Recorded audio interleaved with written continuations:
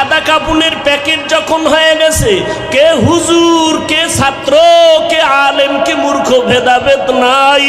কবরের সাইজও হবে এক।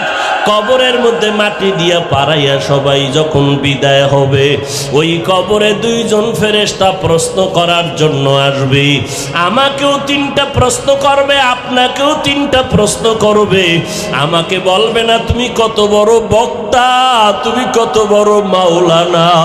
তোমাকে দুনিয়ার মানুষ সম্মানের চেয়ার আগাইয়া দিত, তোমারে কত মোহাব্বত করে হাদিয়া দিত। কবরের মধ্যে কোনো সম্মান চলবে না। প্রশ্ন 3টা করা হবে, জবাব দাও। রবের পরিচয় দাও, ধর্মের পরিচয় দাও, রহমাতুল্লিল আলামিনের পরিচয় দাও। মদিনার নবী বলেন, কে মাওলানা, কে মুফতি ভেদাভেদ নাই, কে বড় লোক, কে ছোট লোক ভেদাভেদ নাই।